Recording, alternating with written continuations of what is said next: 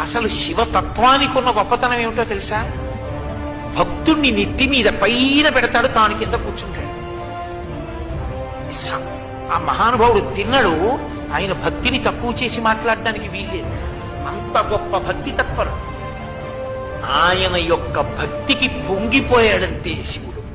బుచ్చి దొంగదండాలు పెట్టి స్తోత్రాలు చేసి బిల్వదళాలు తీసుకొచ్చి వేసేస్తే పొంగిపోతాడనుకోకూడదు. ఆయన అసుతోషుడు, దానికి పొంగిపోతాడు, కాదంటలేదు నేను. కానీ మనసున్న చోట ఆయన పరవశించిపోతాడు, నెత్తి మీద పెట్టుకుంటాడు. ఆయన ఎంగిలి నీళ్లు నోట్లో పట్టుకొచ్చి లింగం మీద ఉమిశాడు, అభిషేకంగా తీసుకున్నాడు. అంటే మనం చేయకూడదు, తిన్నడికి తెలియదు కాబట్టి చేశాడు, దాన్ని భక్తితో స్వీకరించాడు. కాలి చెప్పుతో శివలింగాన్ని తుడిచాడు, కూర్చగా అంగీకరించాడు. ఎంగిలి మాంసం మొక్క పెట్టాడు, నవ్యోపహార అయితే మంచి ఆహారం పెట్టామని తినేశాడు. ఇంత పరవశ